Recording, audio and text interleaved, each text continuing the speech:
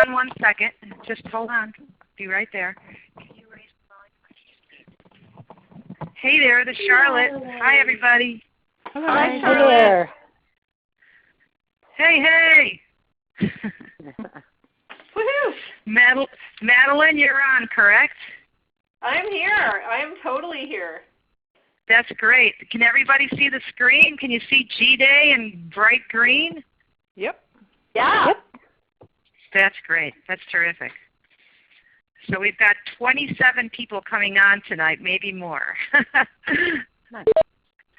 So I see Tamara. Hi, Tamara. Thanks for joining. Hi, Charlotte. It's Mariana. Hi. How are you? Okay. How's everything back in New Jersey? New Jersey's doing okay. You know, we're hanging in there. Are you inundated with snow already? Pardon? Say that again? Are you inundated with snow?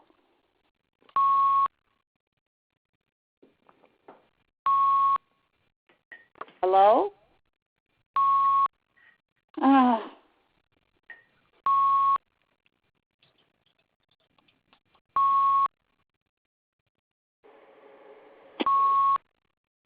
That doesn't sound good. No, it does. Charlotte? Yeah, I'm still on the line. I don't know what's causing that. I haven't. I don't think it's coming from my end. I'm logged in as a participant. Okay, I don't know if it's me, but I'm gonna hang up and dial in again. Okay.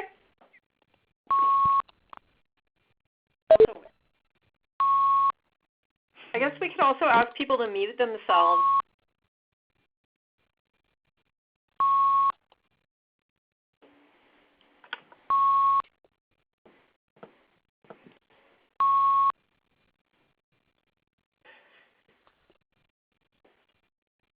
It stopped! Yay! Yay!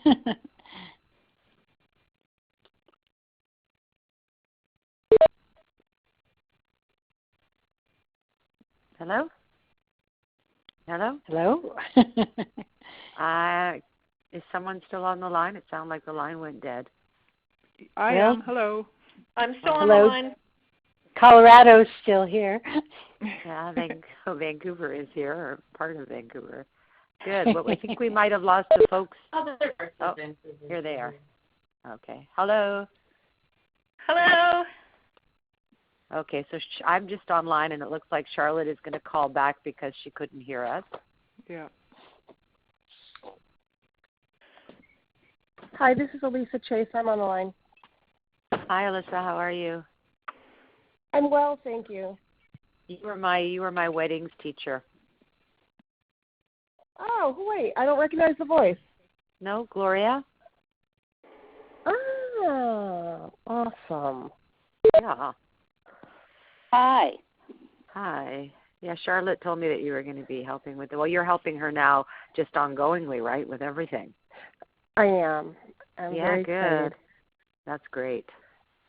Good person to be doing it, for sure. Oh, you're a doll. Thank you so much. Uh-huh. It's near and dear to my heart. Yeah, for sure.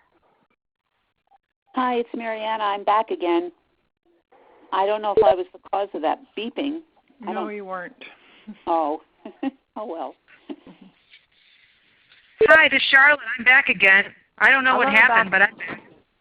Well, we lost you, but there's still lots of people on the line. They're all coming in now, right? Great. Gloria, you with us? I am here. Here's me. Wonderful. Yeah. We've got the G-Day crowd here, the movers and the shakers. You guys, we're very lucky.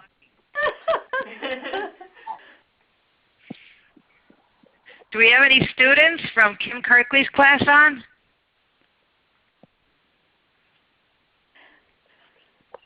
Anyone? Okay. Is Kim Kirkley on?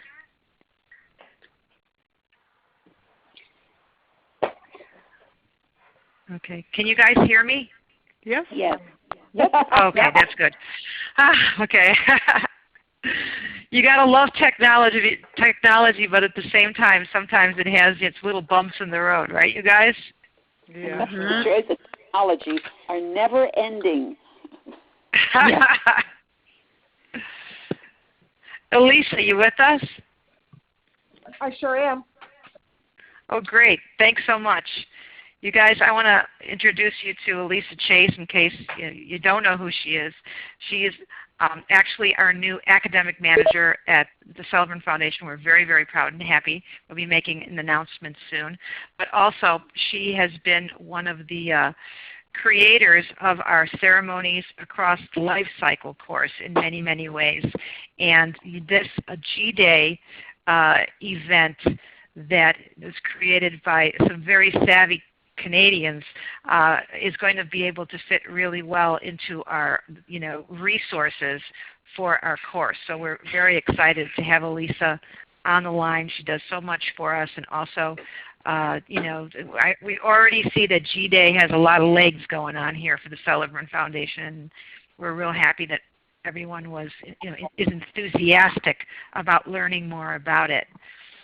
And I'm just going to give it another minute before we start so that no one misses anything. Right, Madeline? We don't want anybody missing. No, absolutely not, Charlotte, and I'm good to go whenever you're ready, and just really excited to be standing by. Okay, hold on one second. I'm just going to check with Mark because this is a little bit new for me as far as the recording aspect of it. Okay, I'd like to start the recording. Okay, I'm going to slate this, everyone, just so we know, and I'll introduce Madeline.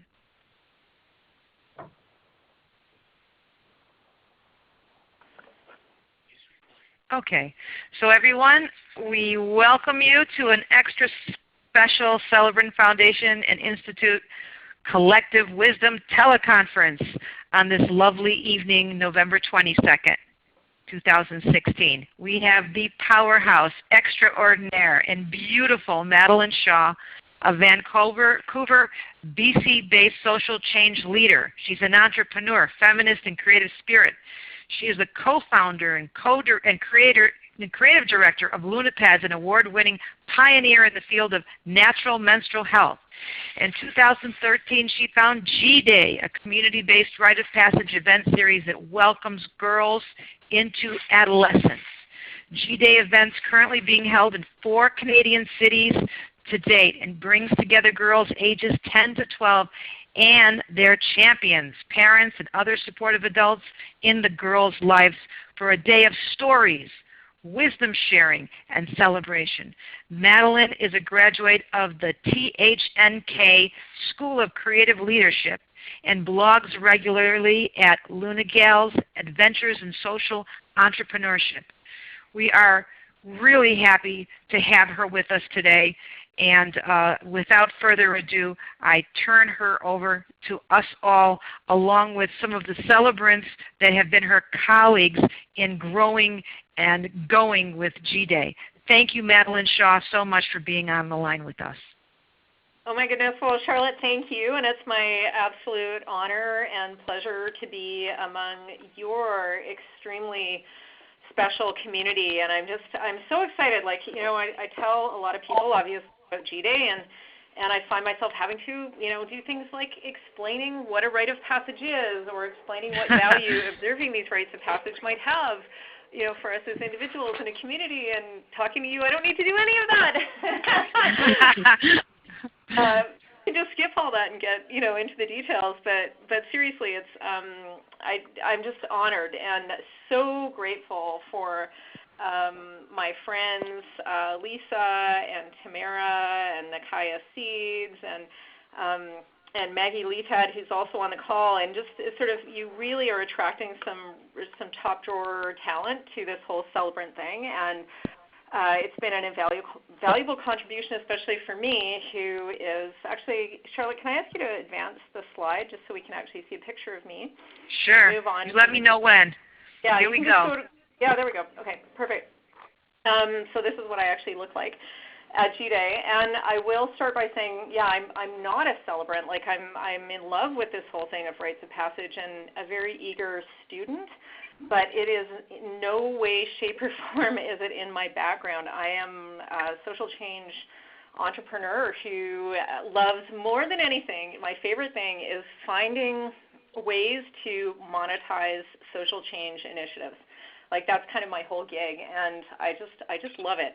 And I feel like, there's a certain potency in it. It's like, yeah, it's great if you can be a charity and, that's a good model and get donations and so on. And I guess for me, I feel like there's kind of like a third way in between a straight up business that sells products to its customers and charities that receive donations. And I just love the idea of kind of mixing up those two worlds and seeing what can come of that. So that's kind of my background. Lunapads is my day job. Effectively, although G-Day is taking up a lot of time, and I'm actually considering starting another venture fairly shortly. But but for now, G-Day is sort of something that I'm really, really working on developing into a movement, which is what brings me to want to share that vision with you today. So I also have an 11-year-old daughter, and so it's no accident that I think I've started this at this time in my life as a parent as well as an entrepreneur. And just as some background, like in terms of where this all came from, like how does one wake up one morning and decide to start a national event series when your gig is making things and selling them on the internet, which effectively has nothing to do with it?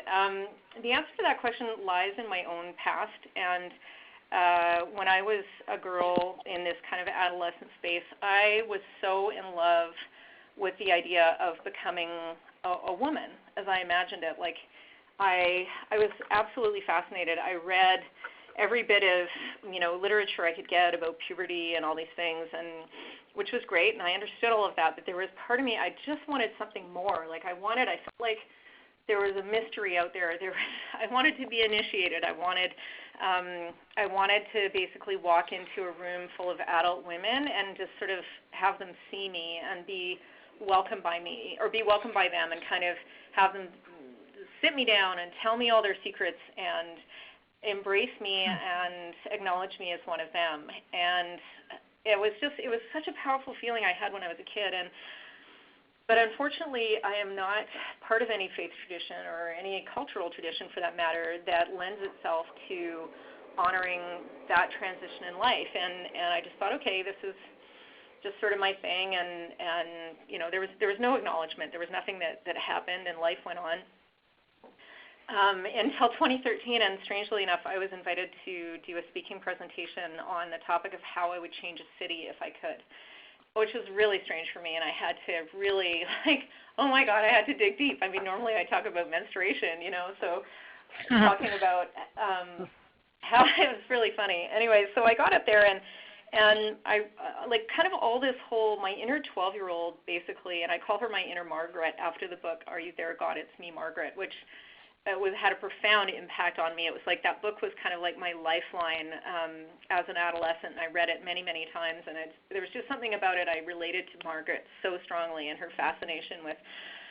her changing life and body and all those things. And I realized that it was time. Margaret came out and said, it's not too late to do that thing that you always wanted. It's not too late to try, to see what this would be like. And so me being me, and I'm very much in this space now in my life in general, I'll just do stuff. I'll just see what happens and put myself out there in kind of a fearless way. And actually, when I think about it, that has a lot to do with my inner adolescent, my inner Margaret. So I decided to see what might have made her happy.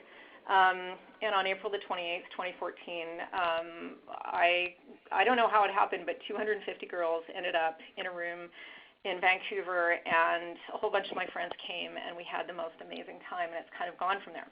So let's go to the next slide and get some details on what that kind of looks like. And most of this presentation, I'm going to talk for about probably another 20 or 25 minutes or so, possibly a little bit longer. And then I want to just, if you can write questions while you're listening, or I believe there's a question sort of functionality as part of this technology. Please, let's do that. So I'm just going to run through the whole thing to kind of orient you, and I know some of you watched the videos earlier, and then we'll take your questions at the end. Okay, great. So we have been having day-long secular rites of passage. That's how I kind of bill it to people. and insisting on this language of rite of passage, because I feel like it's so important for people. Like, we could call it a girl empowerment program, and we could call it a lot of things, but it's not ritual, and it is explicitly a ritual. And I feel like part of our work is kind of educating people about the value of doing that and not trying to pretend that it's something else. It's absolutely strictly secular, and yeah, so there's a picture. This was G-Day Toronto, and there were some women at the front of the room teaching meditation, and you can see the sea of faces there, the girls and the champions together. And, you know, every G-Day has just had this energy of community and connection, and is very much based on the ancient African proverb that it takes a village to raise a child.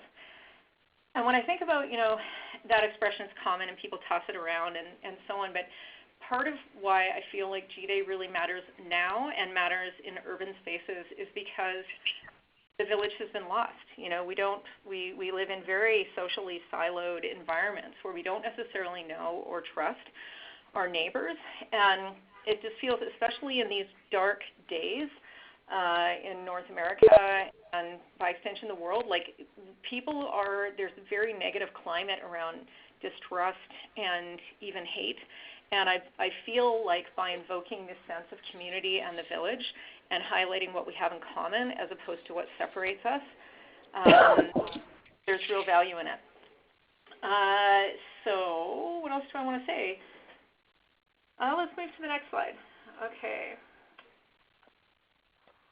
And so here we are, another picture from G-Day Toronto. As we said earlier, we started our first event in 2014 in the spring, and we have had a total of 6 in 3 Canadian cities. We're based here in Vancouver, and it just kind of, I don't know what happened, because it wasn't like we were marketing it. It was just suddenly people started to ask if they could have them in their communities, and it was like, sure, let's just see. So I guess one of the things I need to tell you, because, you know, when you look at this slide and I'm like, wow, you know, that's 2 years, we've had 6 events, and we've gone to the other side of Canada, and oh my God, and you know, I'm really proud of that, and I'm really excited about that. And Charlotte, you know, you called me a powerhouse and all those things earlier, and thank you.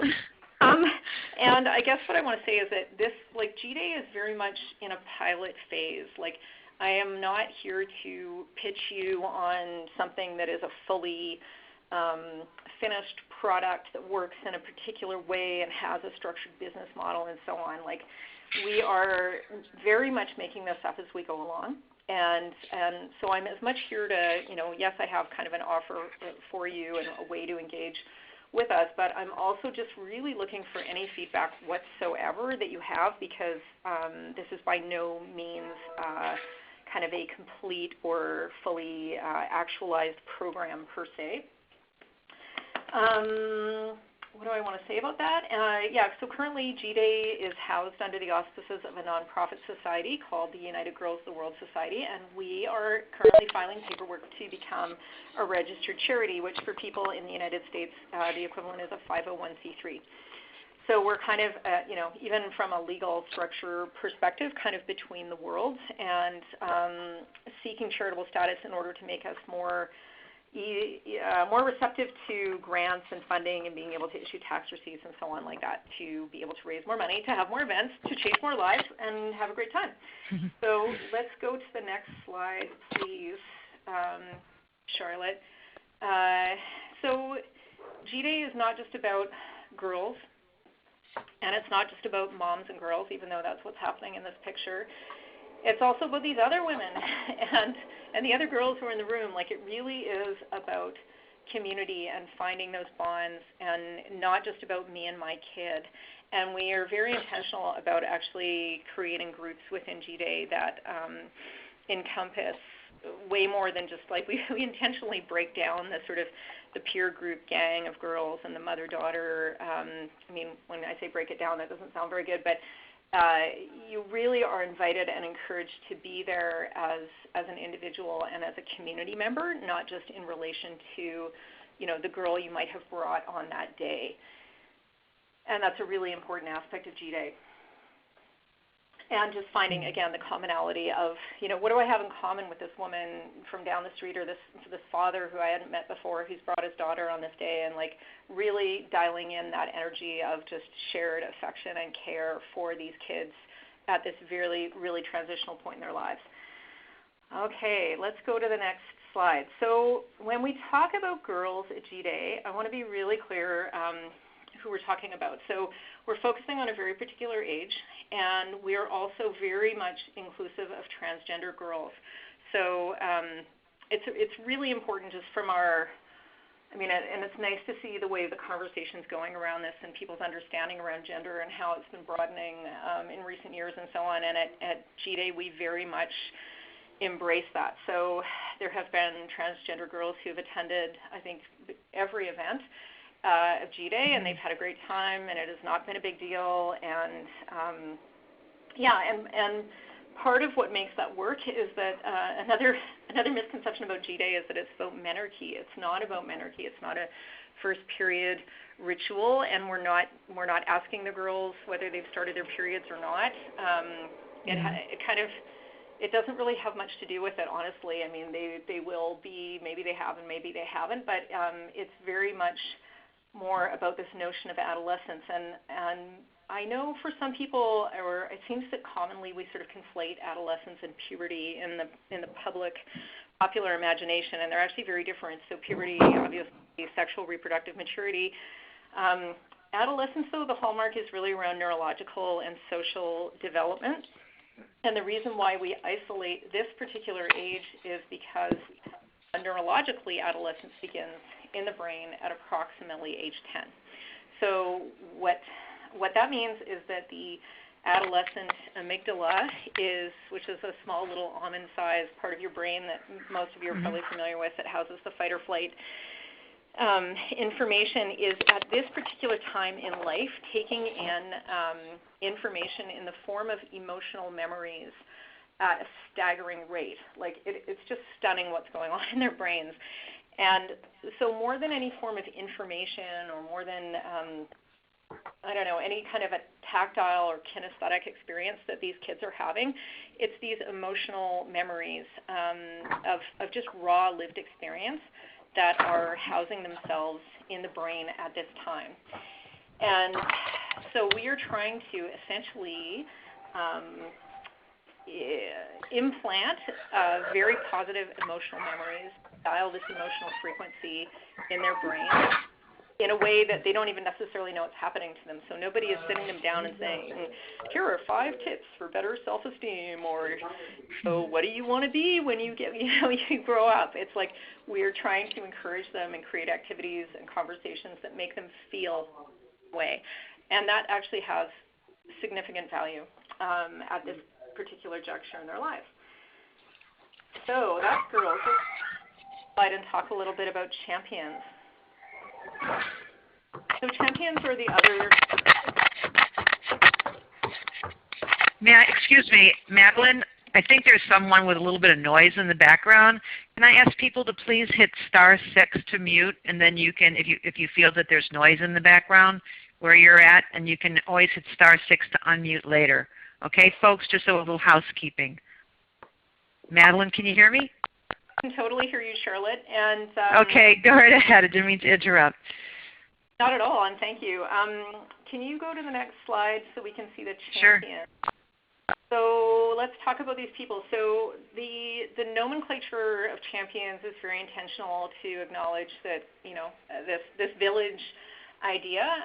The reality in many families these days is that kids are not necessarily being raised by their biological parents, and also acknowledges the value of, step-parents and godparents and grandparents and neighbors and mentors and coaches and, all of the multitude of other people that bring value and care about girls, and absolutely includes dads. And because, dads are an interesting story at this time in life with girls, and but also the reality is lots of girls are just being raised by, 1 or 2 fathers, and those are their parents. And so we really want to honor that and really bring them into this kind of an event and honor them as parents and honor them as champions in their communities. So champions are interesting in multiple ways. Not only are they deeply concerned about the girls' well-being, they're really typically trying to develop a more connected relationship with their girls at this time in life where girls are often becoming more peer-focused. And they themselves typically have not had any form of ritual, like they never had this themselves, which is sort of an interesting thing. So we're seeking to offer the girls an experience that for the most part the adults themselves never had. And so one of the more interesting things that we do with champions at G-Day is we actually take them through a meditation exercise to access their own inner adolescent and kind of effectively go back and sit with this person who was who they were, several years before, and really kind of find that and acknowledge that. The other rationale for having them there is that it's kind of like I sort of analogize it. It's like okay, if I go see a movie and then I tell you about the movie, then that's an experience, I guess. But if you and I go and see that movie together, then we can really have a conversation about it and really like just having this shared life experience that's deeply meaningful that you can, hang out and talk about. And also these champions, they are reinforcing the girls. So if it's like, if a girl goes off to a girl empowerment program, let's say, and she learns tons of great things and, comes home and, there's really the vocabulary, the experience, all those things, like the parent is just kind of hearing about those, but they're not going, yeah, and when I heard that, this is what I thought, or when I was dancing that song, this is how I felt, or it just really deepens the whole impact of the experience of the day. So champions are really, really, really important, really integral part of G-Day. And let's go to the next slide, Charlotte, and just talk about space for a minute.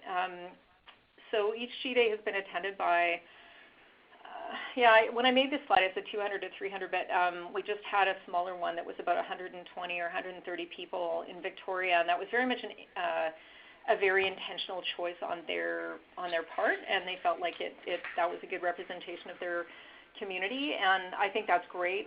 I do foresee the village obviously we're trying to find some kind of a ratio, honestly, so that depending on the community where G-Day occurs, so that if you're in a small town, you're not feeling like you've got to rally 250 people to show up at your event. And so we're still kind of playing around with the different numbers and scale within the different communities where G-Day has occurred, but our village comprises roughly that number of people and a whole bunch of volunteers and people we call presenters who are kind of facilitators and more front-of-the-room types. Now, you'll notice that this picture is taken in a gym, and there's a basketball hoop and concrete walls and so on, and one of the things, and maybe some of you can comment on this a little bit later on, but one of the things that G-Day's really taught me is that there are, sadly, no public, secular spaces that are intentionally built for ritual. It just blows my mind. There's tons of churches, and we have libraries, and we have restaurants, and we understand all these different basic civic institutions and physical spaces, but to me, it really almost upsets me that there's nowhere that's been easy. We've been in theaters and community centers and concert halls and all of these different kind of gyms and so on, and we've made it our own. And I don't need to tell you that you can bring sacredness anywhere, but it kind of makes me aware that there's a dearth of intentional space for events like G-Day, and I would it's just a personal wish that I would love to see that at some point.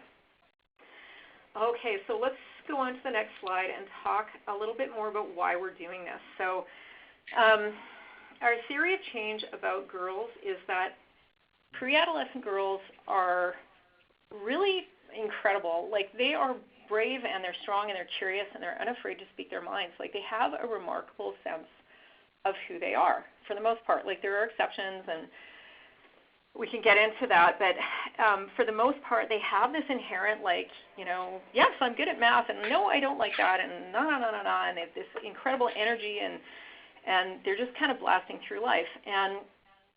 But what happens is that at the beginning, in puberty, when their bodies start to change, the social messages that they get about what makes them valuable starts to change. So, whereas before it was wow, you're a great soccer player and you're so good with animals and, you're so kind and you're so smart or good at science or whatever, suddenly the messages start to be increasingly that it's all about how pretty or sexy or thin or popular or hot or whatever these girls are, which is deeply confusing. Suddenly our, entire society is kind of raining down on their heads these messages telling them that they invariably need to be different than who they are in ways that, are just purely appearance-based. And so what happens to them then, they get kind of pitted against one another in a climate of social comparison that naturally is fueled by social media. No secrets there. And so suddenly, the girls that they were playing soccer with and having a great time, they're looking at and going, well, is she prettier than me? Can I be friends with her? Is this okay? And so on. And so it's deeply confusing. And I guess I feel like as, almost 49-year-old woman now, like I look back at my 20s and 30s and I sort of feel like for so many of us, like there's this kind of unlearning process that has to happen following our teenage years where we got kind of sucked into the social messages around our bodies, and then we sort of come up for air later and go, who was that person who was so confident and strong and brave and resilient, who was a great soccer player and loved animals and so on. And so what we're basically trying to do with these girls is say, you're awesome right now. We're not talking to you about the future. We're not talking to you about improving yourself or being different or anything aspirational at all. We're just taking a snapshot and kind of reflecting it back to you to show you that we see you and we want you to feel the feeling of that being validated in a very, very tangible way. And I'll say it now, it's going to show up in a later slide, but our G-Day Victoria leader referred to it as delivering a tangible experience of mattering to the girls, which I thought was really beautiful. And can you say that again? A tangible experience of mattering. Oh, that's so beautiful. Yeah, it's pretty cool. And I think of it kind of like a radio wave. It's like the old-fashioned radios where you dial in the station or trying to dial in a certain frequency and it comes and goes and you're just trying to hear it. And I feel like at G-Day we're trying to dial an emotional frequency. And the frequency is of sisterhood and social safety, acceptance, and connectedness in various ways. So let's move to the next slide, Charlotte, please. So meanwhile, not to be fear-based and we're not into that, but there is a ton of research right now that's coming out about girls' mental health, and particularly at this age, like there really is a nosedive that occurs between the ages of 10 and 12 around their self-esteem and their likelihood to experience depression, to feel that there's something, to be dissatisfied with their bodies. The likelihood of suicide is higher.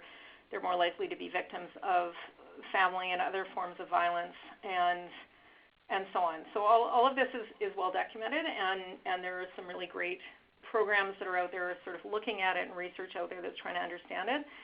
And what we're trying to do at G-Day is really, again, go at it from an emotional level. So again, it's not about delivering tips or information or anything in a traditional educational type information-based content. It's really about helping them feel a certain way so that by the time they're walking into an anti-bullying workshop or some kind of getting information about eating disorders or whatever's going on, that they are in a healthy, grounded emotional state to be able to take in that information and do something really good for themselves with it.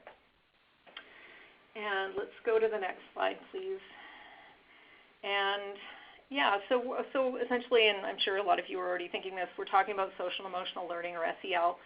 And so G-Day is exactly that, is this lived experience creating a positive emotional memory, going straight for the adolescent amygdala to help just embed this sense of well-being, security, safety, connectedness, and so on. And again, there's a lot of research that focuses on why kind of girl-coded events and experiences are really positive for them at this time in life. And essentially it's showing that if they can develop a positive sense of safety and emotional connectedness, that their outcome is excellent. Like it helps them to feel more comfortable taking risks. It helps them to have better self-esteem and just be agents of change and take greater agency over their own lives and have more compassion for others. Mm-hmm. Yeah, so let's go to the next. So here's this tangible experience of mattering, and I love this, speaking of rite of passage in space and so on, I love this image. So this is champions, and they're waiting. We took over a very fancy concert hall venue out at the University of British Columbia for a second G-Day, and normally this lobby is used people to drink wine, in between intermissions at fancy jazz concerts and things like that. And in this case, we really disrupted the space. Like, it's really quite fascinating what happened here. So the champions are waiting for the girls to come out of a dance session. They're dancing, and they're in this kind of ecstatic state. And they came out, and I didn't know what was going to happen. They were going to come down this hallway between, and the champions, so it was sort of set up symbolically. So the champions are the passage of the rite of passage, right? So the girls are running through this tunnel of adults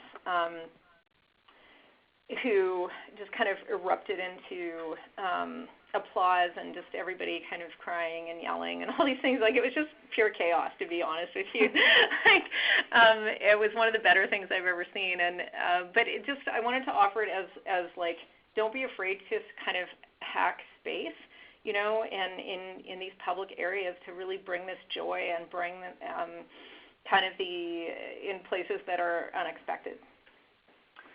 Okay, so I'm going to move on now to kind of explain, I've tried to, in the last few slides, just give you sort of a high level of like what this is, why are we doing it, sort of where are we in terms of our development as an organization. And now what I'm going to do is just kind of walk through the day, essentially, and talk about what it looks like from a programming perspective.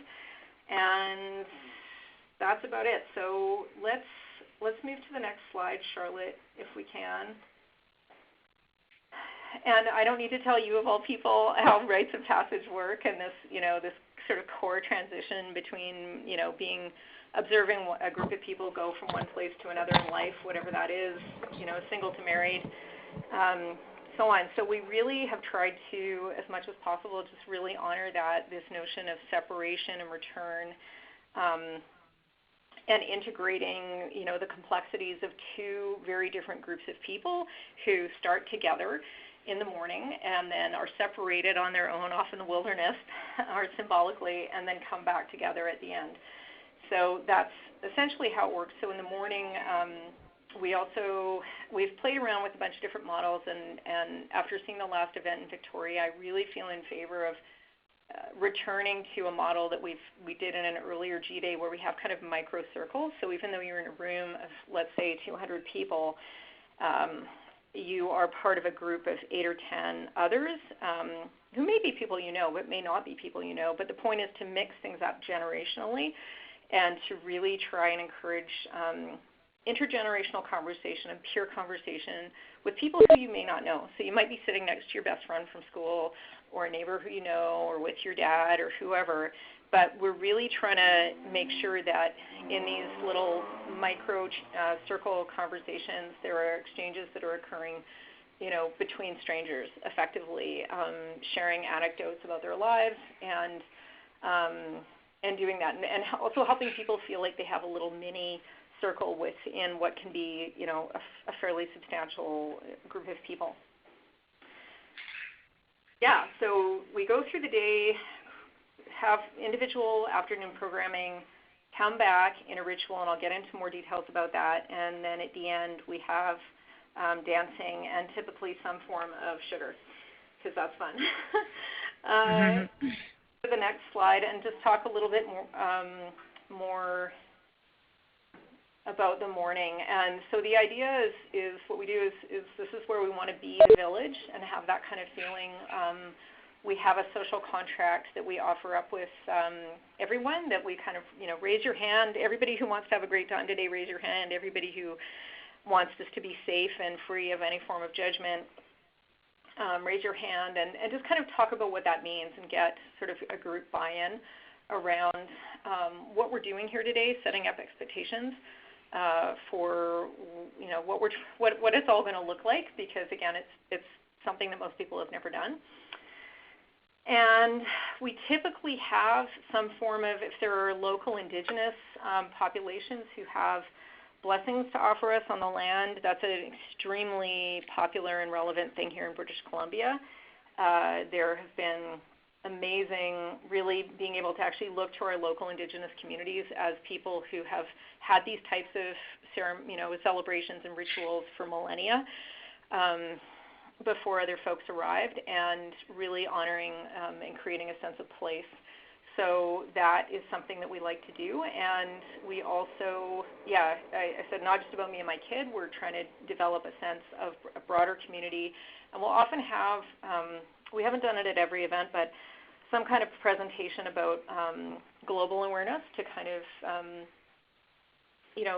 address the idea that there's a bigger world around us as well.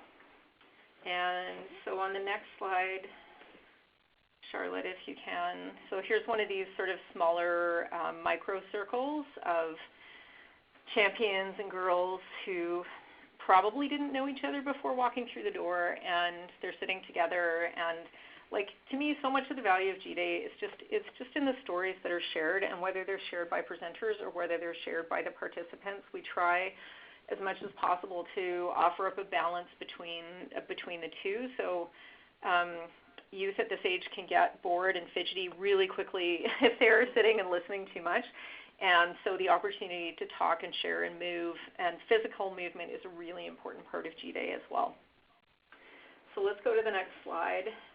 And so the midday programming, so there is, the girls and the champions are separated for a couple of hours during the middle of the day and delivered kind of their own. We're trying to focus on the girls and bring them together in this peer environment to develop this sense of sisterhood among them. And individual presenters will come and do either some form of a physical activity that can be, like, it's not just fun. Like if somebody's leading a dance or a yoga kind of piece, or it can be, any other kind of physical activity, there is some form of story that goes with it and some form of intention around self-acceptance and body positivity that kind of gets built into that. So again, we're not delivering them a lecture about feeling good about your body, but there's usually a story or a narrative that is posited by an adult that tells their own story about how they've come to terms with themselves, and then we get them moving, and then we get them making stuff, and that's kind of at the discretion of the individual community leader, who I'll get to in a moment. Meanwhile, over in the champions is a little more information-based. I did talk about this notion of a meditative exercise for them and exploring their inner adolescent, which is invariably super powerful, and everybody cries. Tamara has facilitated this activity. And but also more pragmatic information, like really helping parents understand what is happening in their daughters' lives, not just in terms of puberty, but the broader spectrum of adolescence, and really things like social media and that kind of thing. And we also try and get them involved in the closing ritual and engage them in some form of activity that's part of welcoming the girls back later in the afternoon. So let's go to the next slide if we can, Charlotte, please. So the closing ritual, and I mean, this is one, I could probably skip this slide because, the whole day is basically leading up to this. And we've tried several different forms to it. And it's, again, you've really got to work with the space and try and, but essentially the girls are coming back together. They're being welcomed by the champions. We've had a really beautiful kind of call and response type thing that, again, Tamara has facilitated, where, the girls will say or be guided to say, I will stand up for myself, or I will be true to myself, and then the champions respond, we love you the way you are. And it's like, to hear 200 people saying that is so, like, you almost don't need more than that. Like, it really is, simplicity is a good one, especially when you're dealing with this many people. But we try and work with trying to get them to kind of physically surround the girls. And and also offer an opportunity for them to really, everybody to really look at each other and really just be cognizant of the energy and the momentum and the sacredness of sharing this time just energetically with one another. So I'm going to start getting into, in the next slide, Charlotte, if you can, like just kind of how this all works, like how is it that we've had 6 events in 3 cities, and because I sure as heck have not gotten on a plane and gone to Toronto and run the event, or gone over to Victoria and run the event. And really part of the philosophy of G-Day is that each community, in every community there are people who care about this kind of a thing and understand the value that this would have and feel motivated to basically take on leadership of G-Day in their own community. So we call those people community leaders, and they are people who feel called to do this, to bring it, like to take the time to really move into a big leadership position around presenting this in their communities. So it's a big one, and I will tell you more about it in the next slide.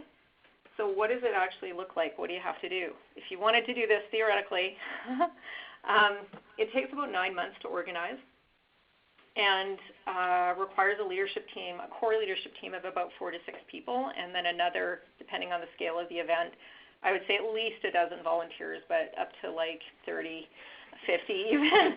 And in a way, the more the merrier, because volunteers are sort of like our surrogate champions in a way too. And just really, like, we want people to feel very, very well looked after, and just for there to be all, like, everybody's there for a reason. Like, there isn't just sort of a separation between, oh, I'm just helping out, taking tickets. It's like that person who's taking tickets is there and showing up with every intention in her heart of wanting to serve this whole thing. And it's really, really, really important. And I can tell you right now, it's very easy to get people to volunteer for G-Day. But it's like any other venture, any other event, and I'm sure, you know, you being who you are extremely well versed in what it takes to run an event, you know, but marketing, or what it takes, any business venture, all of these things, you're going to have to, you know, tick them off. So it's not, what we have on offer here is not like oh, hey, 2 easy steps out of the box, you know, like a cake mix or something. Like, G-Day takes a lot of work. Let's go to the next slide, and then I'm almost done. So the community leader in particular needs to raise funds to cover basic overhead costs and venue, manage the budget, you know, marketing, local marketing and communications. And, you know, we saw that we're there to support people, but I don't, you know, when I'm thinking about other cities, I don't necessarily have the same kind of network in Toronto as I do in Vancouver, and it takes a little more work.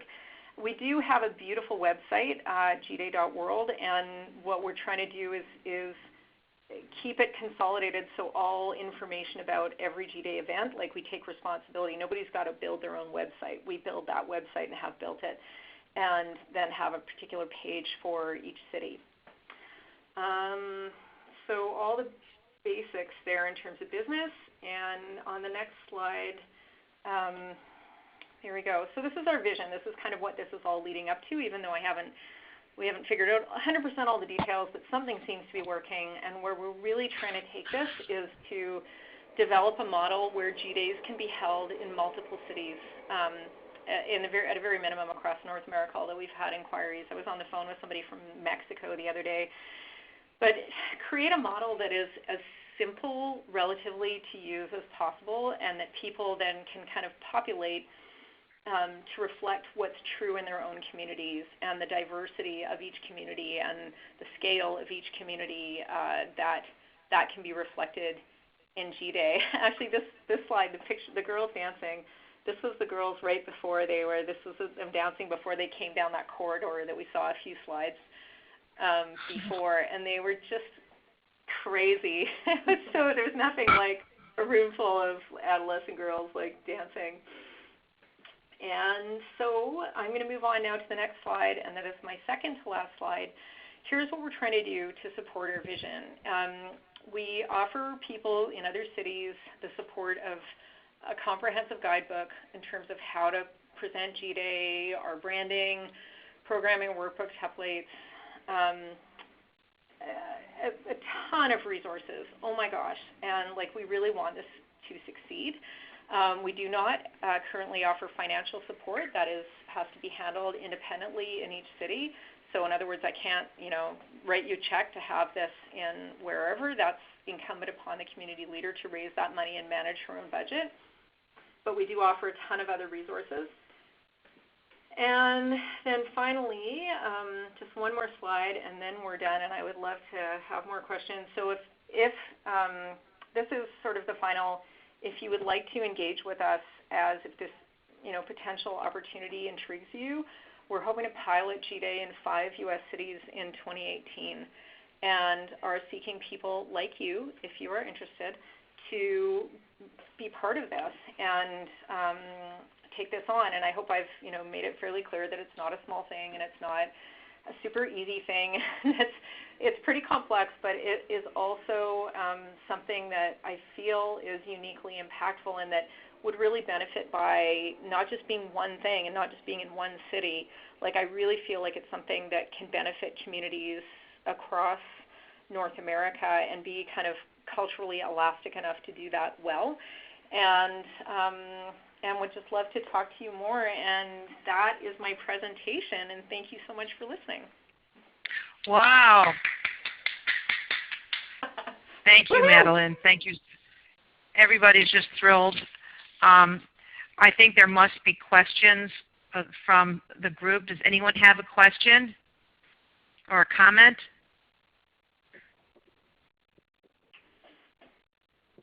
Feel free to jump in. Yeah. Right. I have a question and a comment. There are celebrants on this call that have been involved or participated in G-Day. Can we hear from you? We'd like to have, maybe you have questions for Madeline, or maybe you just have some comments so you can give us a little bit of your thoughts. Yeah, can you hear me? Yes. It's Lisa Hartley calling from Vancouver. Hi, Lisa. I can hear you, Lisa. Hi, awesome. I had the delight of participating in one of the first G-Days where you had the champion circles, Madeline. I don't remember what year it was. Yeah, that was the first one in 2014, and you were a circle leader. Yeah, it was phenomenal. I was really blown away. And I also participated in the most recent one down at the... Creekside. Yeah, Creekside. Thank you. Yep.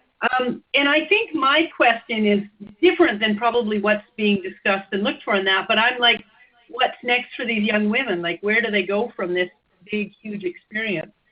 And what's your hope for that?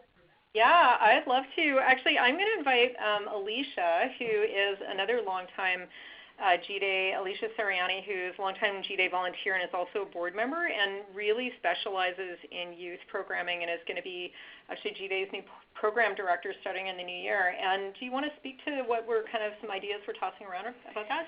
Sure, yeah. This is an amazing question, and it's something that comes up a lot on the day at our various G-Day events, like where do we go from here?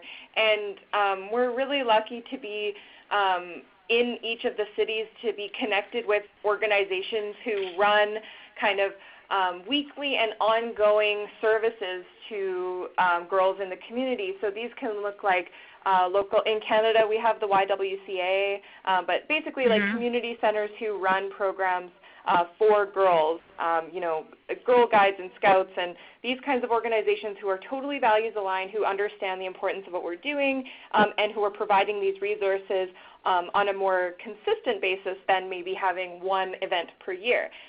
Schools even that are able to provide these resources. So what we try to do is invite representatives from these organizations who run programming to come and witness G-Day and see it as a kind of one-day splash in what is otherwise an ongoing process of supporting girls in our communities. And so while we are definitely, mindful and concerned about the ongoing need of where do they go from here and how do they keep accessing these resources and keep having these great experiences of some support and love in their communities, we're really focused on creating, one-day super splash events and letting our existing kind of community girls programming champions take it from there.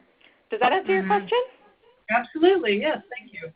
I would add, thanks Felicia so much, and I would add a couple of ideas where we have yet to really fully flesh this out yet because we've got a lot else going on, but we have identified the value in creating a girls programming committee, and so actively engaging girls who have participated in G-Day in creating future G-Days, like being in more of a leadership position, and also just getting feedback on them or from them around like what, this is, G-Day to date has basically been what a bunch of adults think that, we wished we had known or we wished we had done, and, being projected through that lens as opposed to actually capturing the voices directly of the girls in influencing programming. So that's something we're really excited about, and also the possibility of having an annual leadership summit where we would bring together, G-Day volunteers, prospective community leaders, girls, programming committee, like basically anybody who has anything to do with it,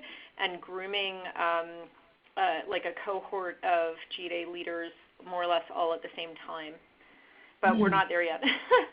Interesting. Yeah. The thing that comes to mind for me, those sound amazing, Madeline. Those sound really big and huge. And the thing that comes to mind for me is making connections for the kids at that point that would carry forward, a kind of a mentor that might be a champion and a girl.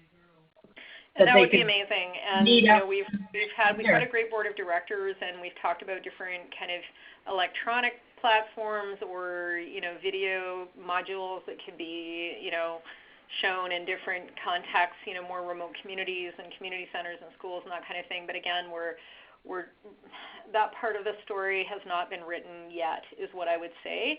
And right now we're just really focused on we're going to have a big fundraising event in the spring in Vancouver, and focusing on up to 4 events in the fall. And really we've just needed like this year to kind of gather ourselves in a way, and also for me to make more of a personal transition out of Lunapads and into G-Day, and find the human resources and so on here on this team to do that.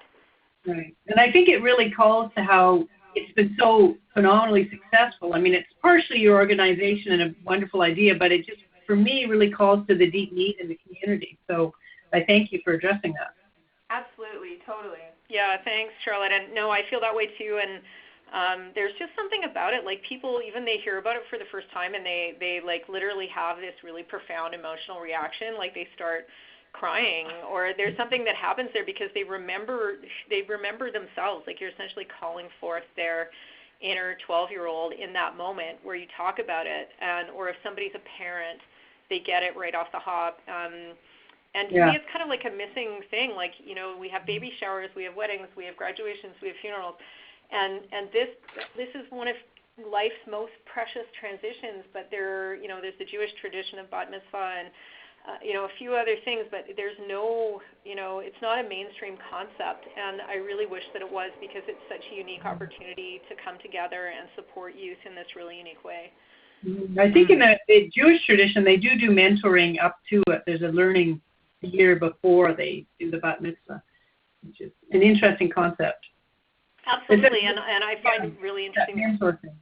Yeah, they're being kind of like a test. Like you need to actually, in their case, you've got to recite passages of the Torah, and you've got to learn how to speak some Hebrew, and you've got to, there's a challenge that is involved in it. And I think there was a wonderful kind of a craft activity that was enacted at the last G-Day Victoria that was, while not exactly a challenge, it really, the girls had to learn something and then deliver something and make something, like literally make their little souvenir thing that they took home, and it was really powerful. And anyway, so ideas like that as part of the event are very open. Excited. Anyone else has a question or a comment? Can you tell us what cities that are on the map? Because you mentioned certain cities.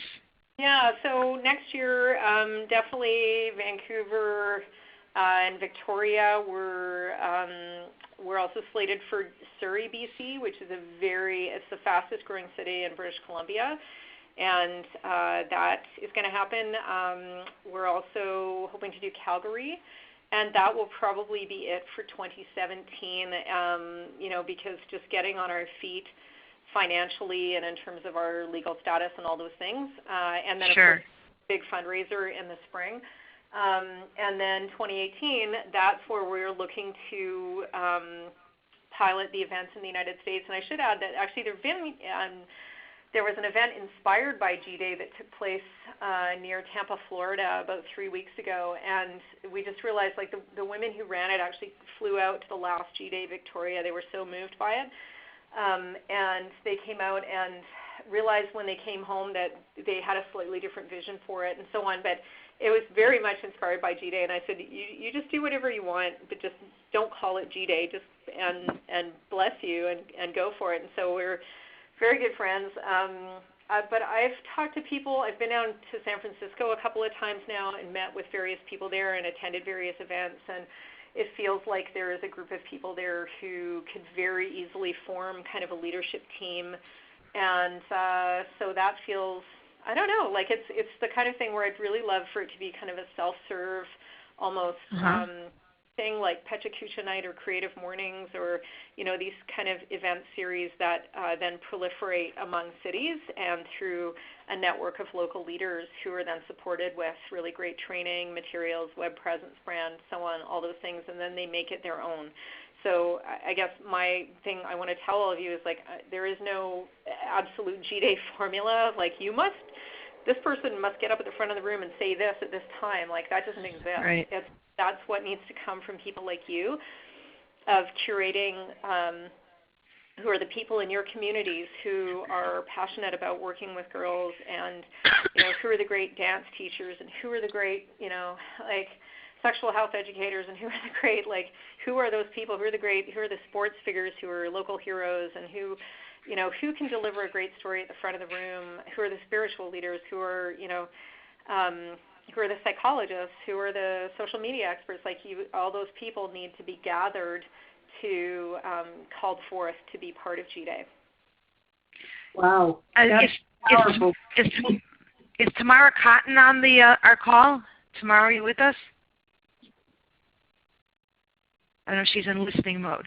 Well, this is Charlotte, and let me say this, that I went to BC for our Celebrant Cascadian gathering, and Tamara as well as Gloria presented G-Day, and I was one of those people that the minute I heard what was, you guys were developing and have developed and established and was taking off, I was in tears and smiling at the same time, and I think it's because it rings true, and it is so important. And I remember Tamara standing in front and saying how important it was for her family, and even her little boy said, "Hey, Mom, when are we going to have a B-Day?" So I just so impressed with this whole concept, and I think that this is just such a great connection with celebrants. And for all of us who are on this call, if you're interested, let's see what we can do together to possibly bring this to your towns. Can you tell us a little bit, Madeline, about the feedback you get from the girls? I mean, probably over afterwards, soon thereafter, or maybe years later, have they come to you or your group and told you how important this G-Day was in their lives? Yeah, I mean, Elisa looks like she wants to speak to this, and yeah. Yeah, I actually I taught an after-school program for inner city girls in Vancouver for 3 years, and I brought them to G-Day every year. So I was one champion to 12 girls, and every year, I mean, this is the kind of feedback I'd get is, at the end of our whole program, so I was with them for an entire school year, and I said, what was the most fun thing we did together in our program? And it was like G-Day. It was the most fun. Like it created, I really saw it create these kind of like long-lasting memories for them in terms of what they felt that day and like bringing it forward in their life. And it's just such a unique feeling. I mean, a lot of the girls are kind of speechless at the end of the day. It's just a lot to take in. And then in the weeks following, they, are able to articulate certain things about, oh, and do you remember when that thing happened at G-Day? And it takes them a long time to really process it all. And that's really what we want is an event that it strikes you. It's a pretty important feeling that doesn't leave you right away. It's not really a forgettable kind of experience. And so it's a kind of it's a slow burn for a lot of the girls that I've witnessed go through the program. Yeah, and they love dancing. That's like always a highlight. They're like, can we dance to this song? And because it's kind of the big bang at the end of the event is the champions and the girls is like hundreds of people just all kind of having a big dance party in the middle of a community center, and it's a very ecstatic kind of exciting feeling that not many people are get to have in their life. And so it's like a wonderful crescendo, right? Exactly. Yeah, definitely. It's a great way to describe it. Yeah, it's literally ecstatic. Like people. Everybody goes crazy. Yeah. Now tell me, what, Elisa and Madeline, what has surprised you the most through your journeys here with G-Day? That's an interesting question. I mean, I think that the observation I made about space earlier is one of my personal ones, where it's just like, why the heck don't we have this? It just feels like a real void, and that we have to kind of force or co-opt or kind of hijack spaces that are actually designed for something else and make it into this. Still feels surprising to me. And what else is surprising?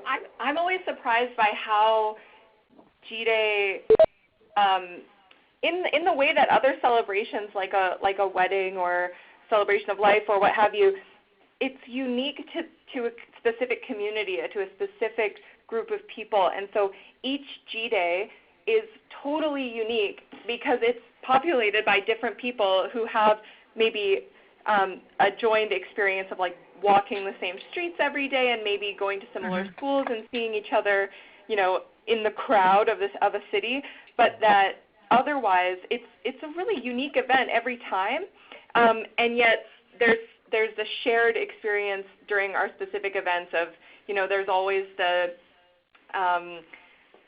the awe at the beginning of the event where people are just trying to take in what a bizarre kind of experience it is to be surrounded by people in this way. And then at the end, like I said about the dance party, it's always kind of this ecstatic feeling. And so there's a through line of each event that is otherwise very unique because they take place in unique communities with different people. So, Are siblings involved? Sure. Yeah, absolutely. Okay. I mean, if they're close enough in age, or if even there's an older sibling who's effectively a champion, certainly. And absolutely. Wow. Hey, Charlotte, can you guys hear me? Yes. Oh, hi. It's Melissa from San Francisco. Hi there. Wow. Thank you so much for this amazing presentation. I'm so moved, and I actually looked up your part of your work this afternoon and saw you in Uganda, a little video with the Lunapads and for girls, and really amazing. And I'm very interested in creating something like this in San Francisco. I actually am starting up groups of women to do this kind of work, to have, back to coming to the wisdom circles. And so I don't know what's happening in San Francisco, but I would imagine, as you mentioned before, there's a group of people already started. So I'd love to find out more and do something. Thank you, Melissa, for saying that. And we're actually, Alicia and I are dancing here. We're doing a happy dance listening to you. Yeah, this is the town, man. Because San Francisco is kind of honestly like the fantasy city for G-Day to have an American kind of debut. And like I said, twice last year I attended an event at the Alliance for Girls annual conference, and then on another occasion attended a Boys and Girls Club kind of girl empowerment kind of day. And I would say we have maybe, I don't know, probably 4 to 6 people who could reliably be called upon to do something. There is a woman there who's very interested, but she actually said if she wasn't quite ready to be the full-on community leader, but she said she would think about it if there was enough other people on the team, in particular another person, who's willing to kind of be the absolute leader or a co-leader. Yeah.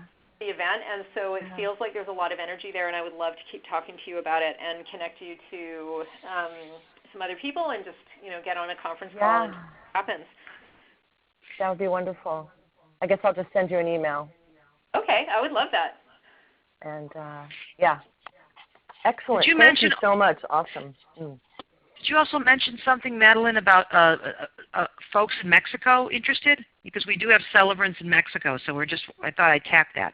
Yeah, it was one woman in particular located in San Miguel de Allende, and I actually know from Vancouver, and she has a 11-year-old daughter, and she's talking to her friends and so on, and they were like, "What? Like we can do this?" And so they phoned me up, and I talked them through it and sent them some information. So I think what they had in mind was something a little smaller scale than what G-Days looked like in the past, but I made it very clear that it can more or less look like whatever they want it to look like.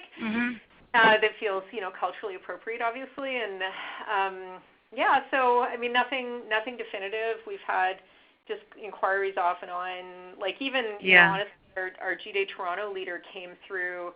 Just she Google searched, she's fascinated by rites of passage, and she just moved back to Toronto from traveling around the world, literally studying rites of passage, and came back and was like, I want to do something for girls, and Googled and found us and was like, I'm in, and we had an event in Toronto less than a year later. It was amazing. So it's like it can happen, like people it can happen. Feel motivated and understand that it's not just like poof. It happens like it's a magical day, but it doesn't happen magically, if you know what I mean. Yeah, right. I understand. This is wonderful. I want to thank you for everything. Now, there's folks on the call that may be registered a little bit later, closer to today, and I will go ahead and send everyone the great, gracious information Madeline and her group gave to us. So if you didn't get it from me, I'm going to send it out again, tomorrow, and you'll have it. I just can't thank you enough. This is fantastic. Is there anyone that has a burning question? Now's the time to ask, because it's about the time where we'll wrap it up. Anyone at all? Yeah. Hi. Burning. Yeah. I have a. I don't know if it's a burning question, but I think it's an important question. So first of all, thanks, Madeline, for sharing, and for all of you and your champions, your leaders, for doing that important work. And I think it was actually Lisa that brought it up about a B-Day, a boy day, because I feel like as important as it is to empower the young women and that sisterhood and create that community, it's also important for boys and for men, especially, to kind of heal the relationship that can often be created during those ages that can be kind of tense and awkward and not so positive. And I'm just wondering if you have any thoughts on that journey. Yeah. Sure, I love that question, and so to that I would say absolutely. Like I could not agree more, and in fact, I have no plan. That said, I have no plans for undertaking that. Like I could feel really up to my eyeballs as it is, but I would be really like, it's the kind of thing I'm pretty open source as a person in terms of ideas and intellectual property and all of that kind of stuff.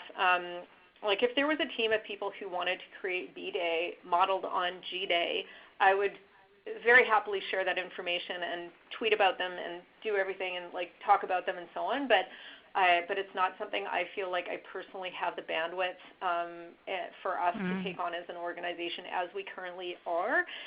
And number two, actually, my vision for G-Day in the longer term is I would love for there to be kind of a gender-free adolescent coming of age celebration where it's not even about, like, we don't need to have a same-sex kind of gender restrictive thing at all. It's just about childhood to adolescence in youth.